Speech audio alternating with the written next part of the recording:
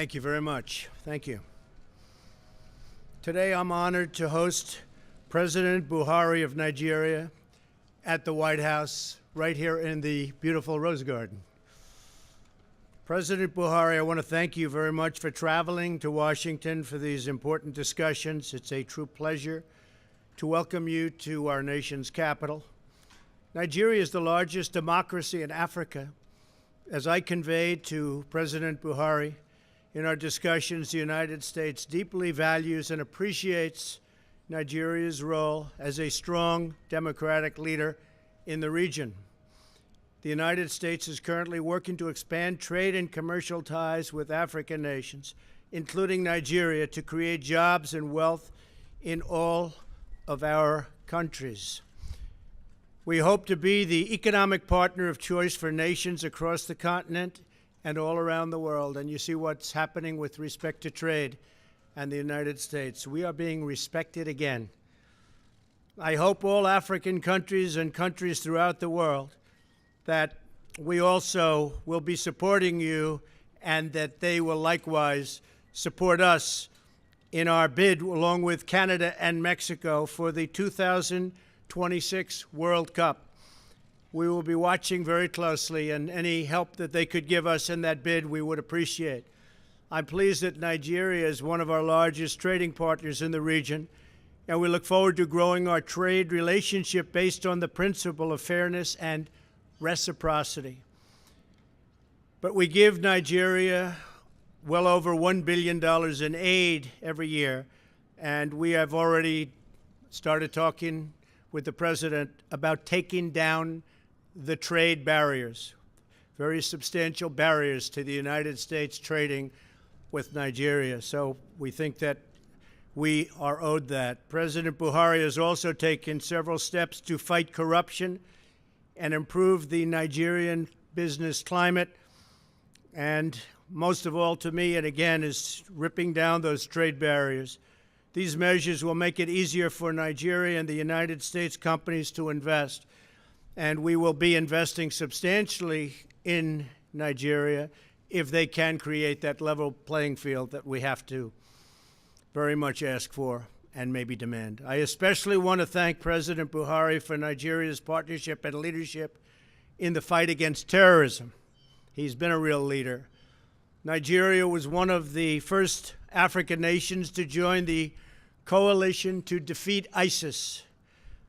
And Nigerian forces are currently leading regional efforts against ISIS in West Africa and doing very well, as we have. Nigeria is also leading African nations in the fight against Boko Haram and another ruthless jihadist terrorist group. You've been reading about them.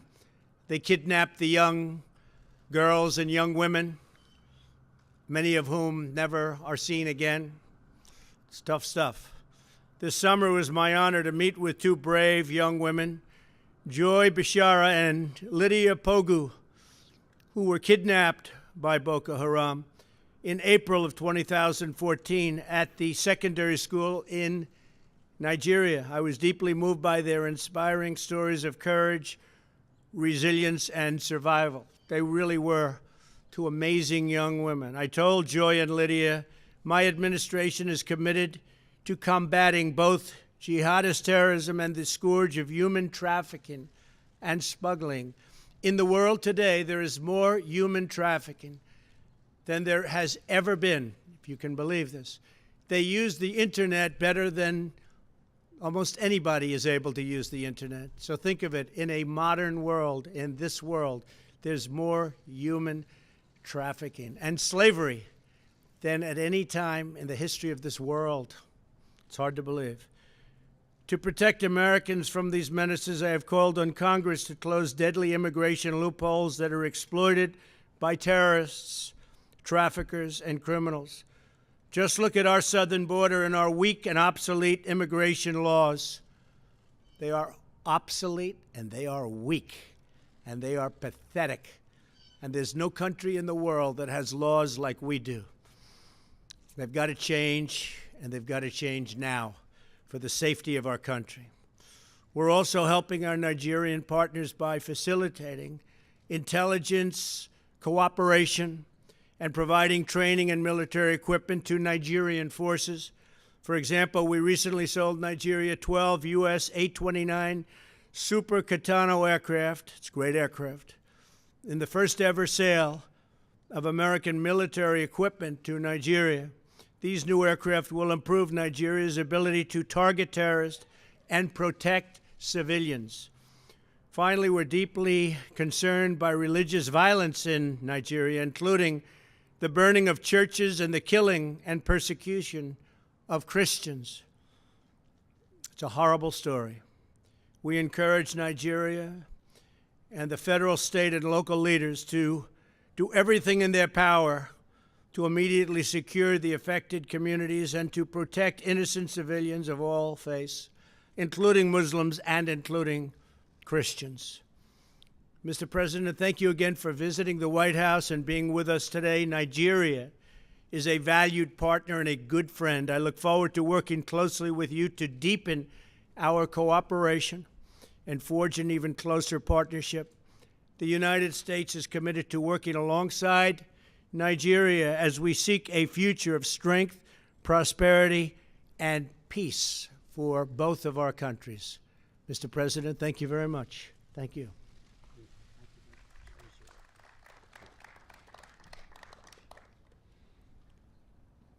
Mr. President of the United States of America, ladies and gentlemen of the media, it has been a pleasure and honor to visit Washington, D.C. at the kind invitation of President Donald Trump. Nigeria and the United States share a long history of close and cordial relations which encompass political, economic, military, social, and cultural cooperation.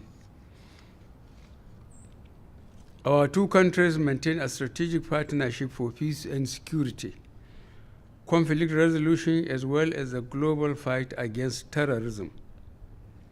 We also share common features as secular federal states, practicing a similar democratic model of governance and committed to the universal values of fundamental human rights and freedoms, free enterprise, social justice, and the rule of law.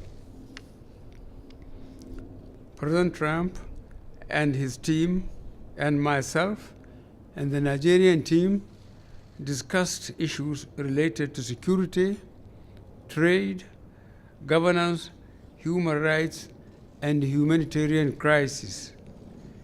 We congratulated the leaders of the North and South Korea on their historic summit, and we applaud them for the positive commitment they have made towards denuclearization of the Korean Peninsula.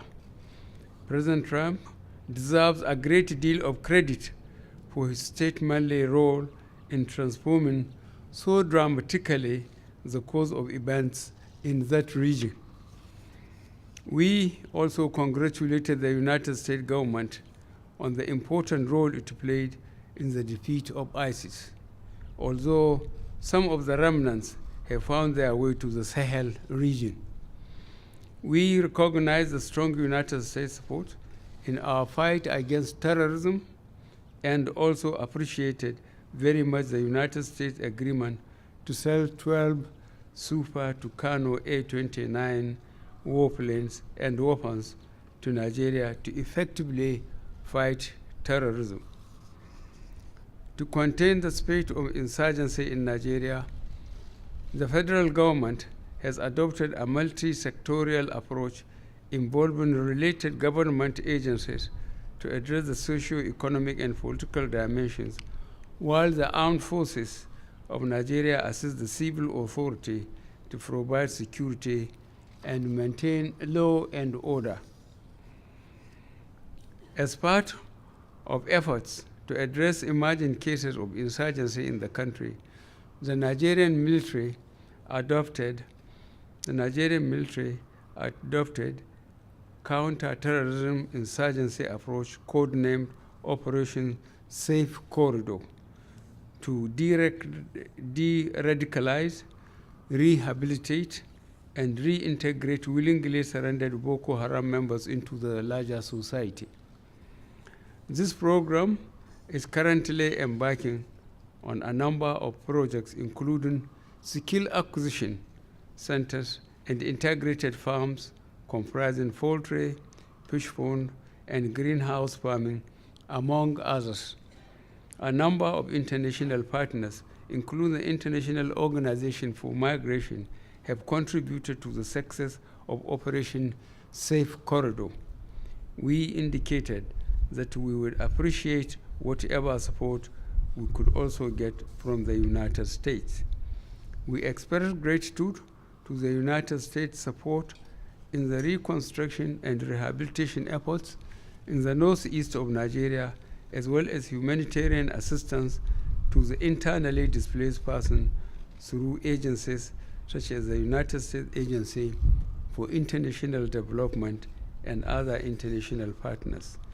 The United States of America has been, to date, the biggest contributor to the humanitarian response, and last year gave approximately $500 million United States dollars in cash and in kind contribution through the United Nations and other intergovernmental organizations.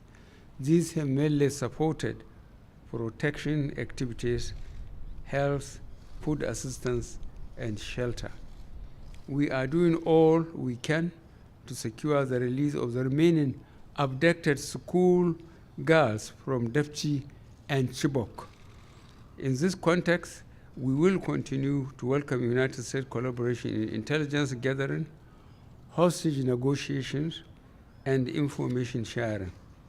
The government is taking necessary steps to promote the peaceful coexistence of herdsmen and farmers by focusing on boosting security and enforcing legislation that will guarantee borders and farmers access to land.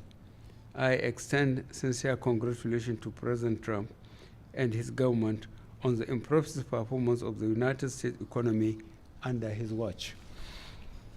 Our aim is to diversify our own economy by focusing on agriculture and food security, power and infrastructure. We have cut the importation of rice by 90%, thereby saving a significant amount of money. We very much welcome increased United States investment in Nigerian economy, especially the non-oil sector. Economic relations between Nigeria and the United States are anchored on three major instruments, namely the Binational Commission, Trade and Investment Framework Agreement, and the Africa Growth and Opportunity Act. The Binational Commission in particular, comprising bilateral, political, economic, developmental, and humanitarian partnership, is a basic economic framework for engagement between our two countries. Nigeria's trade volume with the United States stood at 6.07 billion United States dollars according to 2016 statistics, and comprised 4.76 billion United States dollars worth of Nigerian export to the United States and 1.894 billion United States dollars exports to Nigeria. We urge greater effort to increase these figures substantially.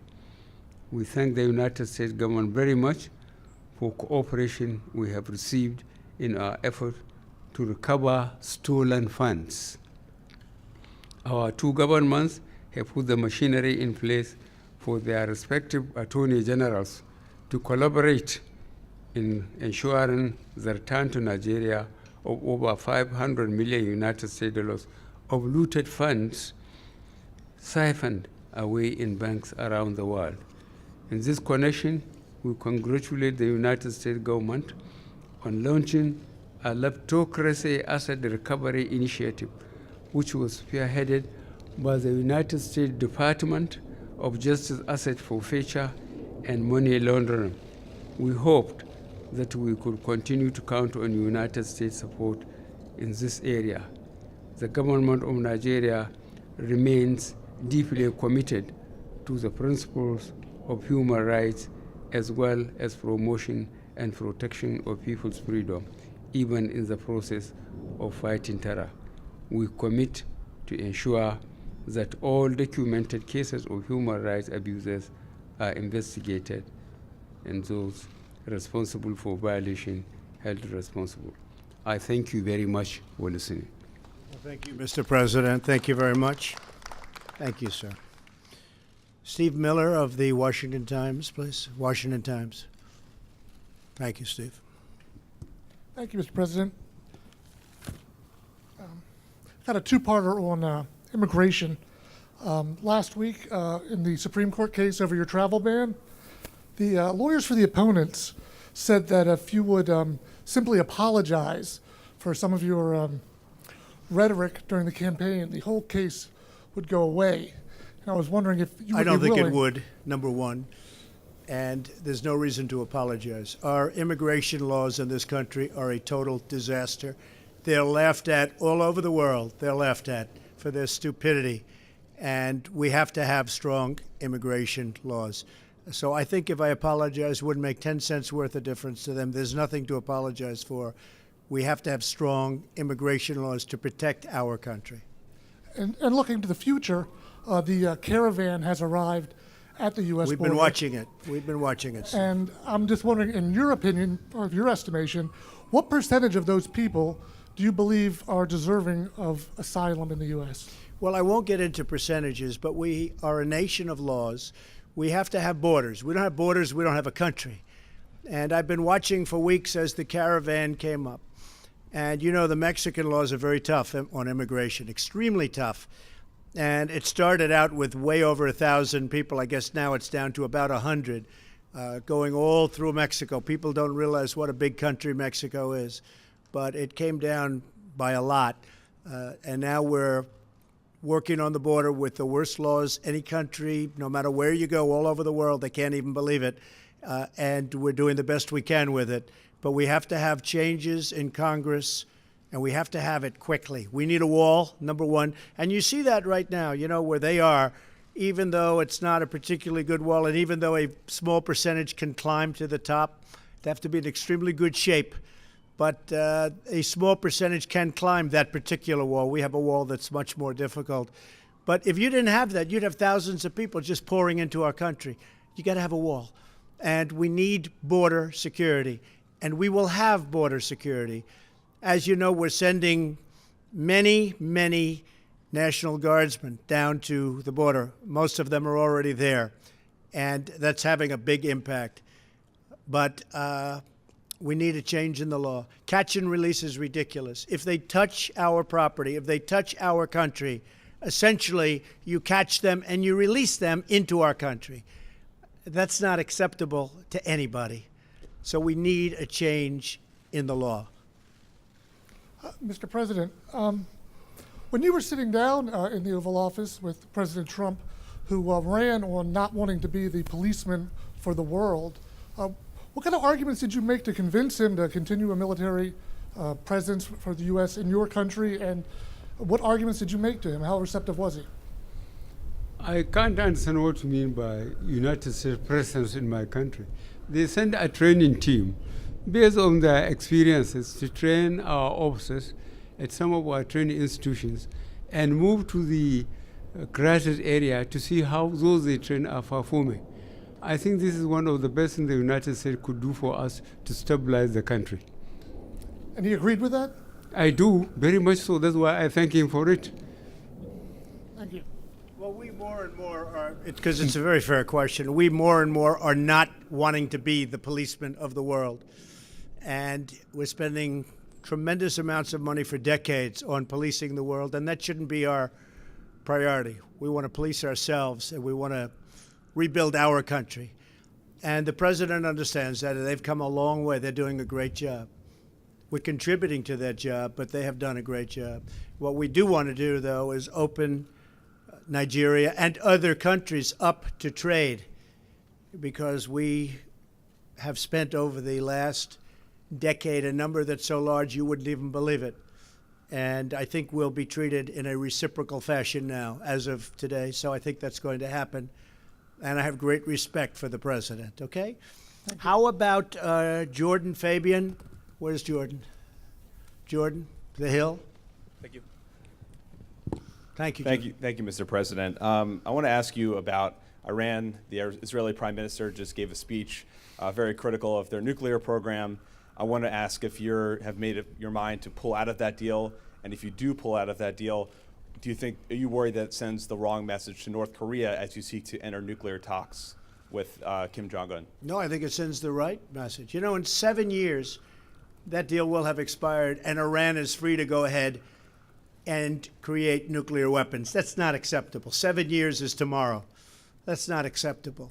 So, no, if anything, it's proven right what Israel has done today with the news conference.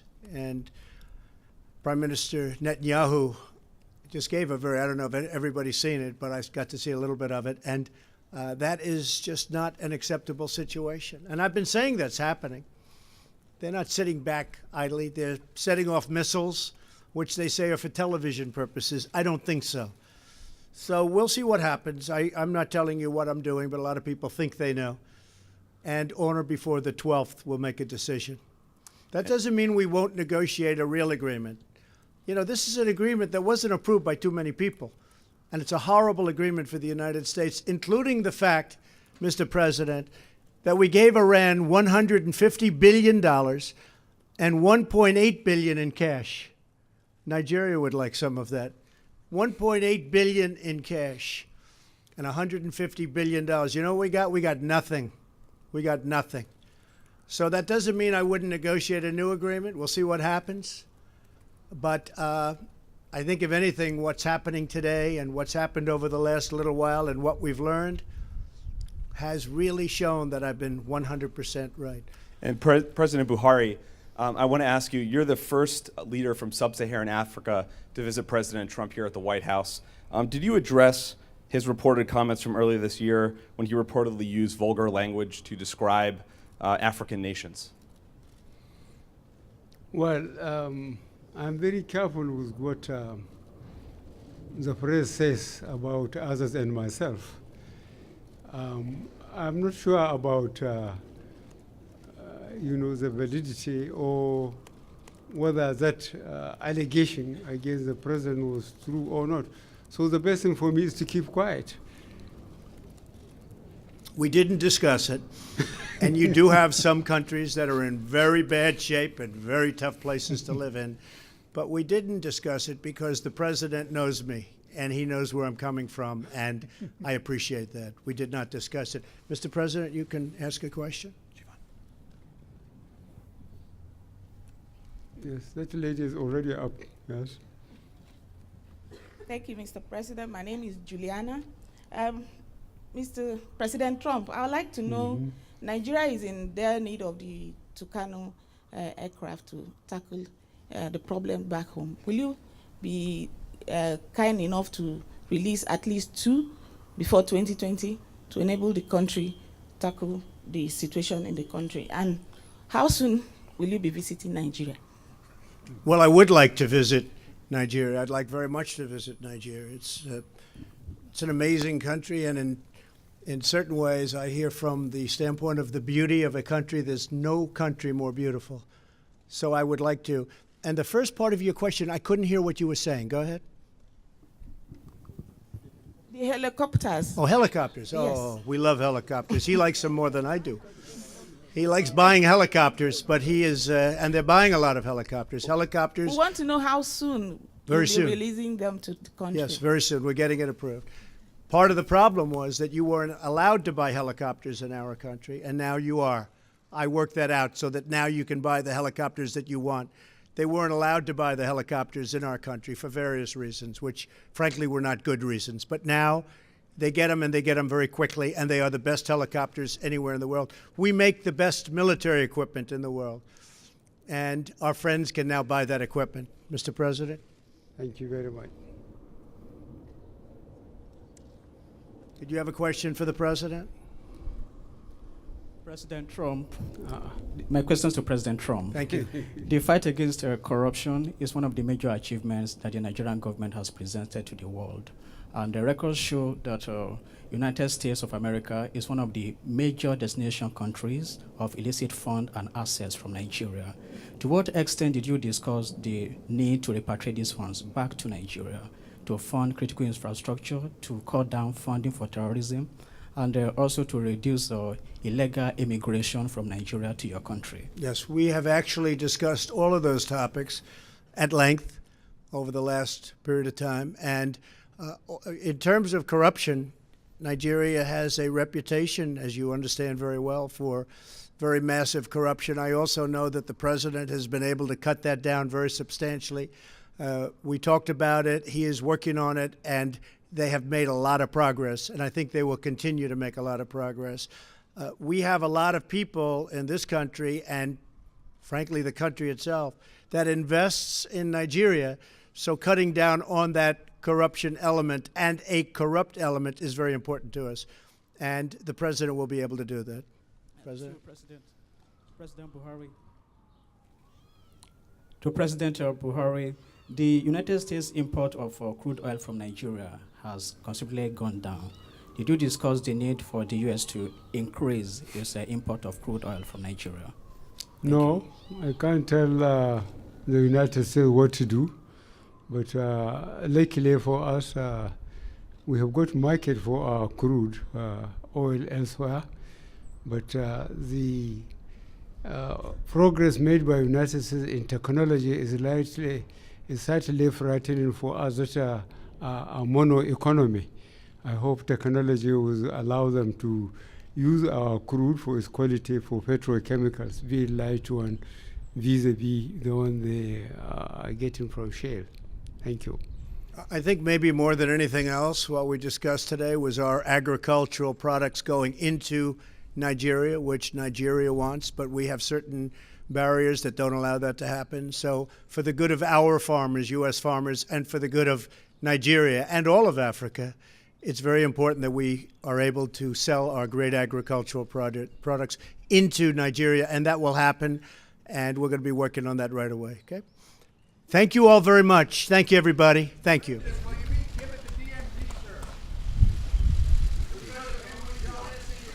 It's possible. It's very possible.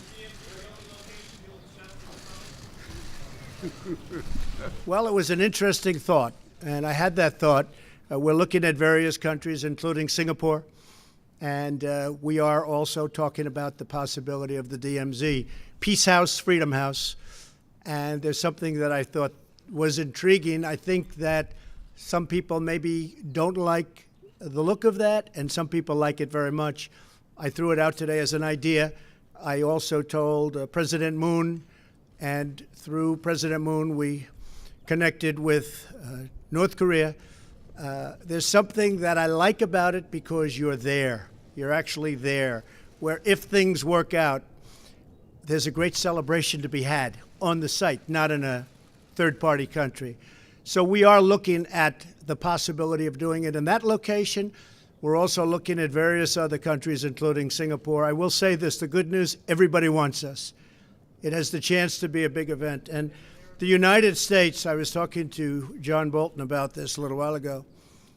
The United States has never been closer to potentially having something happen with respect to the Korean Peninsula that can get rid of the nuclear weapons, can create so many good things, so many positive things, and peace and safety for the world. So we'll see what happens. You know, I often say, who knows? Who knows? Maybe a lot of things change. But Kim Jong-un, who has been very open and very straightforward so far, I can only say, again, so far, but he's talking about getting rid of the site, which was their big site. He's talking about no research, no launching of ballistic missiles, no nuclear testing. And he has lived up to that for a long period of time, longer period of time than anybody has seen. So we are looking at that as a potential site. Yes, I think it would be very interesting. I think it would be a great celebration if it works out well. And if it doesn't work out well, that's the way it goes. Are you still confident the summit will happen? Is there anything that? Oh, yeah, I think the summit's going to happen. They very much want it. We certainly would like to see it. I think the summit will happen. And personally, I think it's going to be a success, but we'll see. I will say this. If it's not a success, got to get rid of the nuclear weapons. If it's not a success, I will respectfully leave. It's very simple. Thank you all very much. Thank you.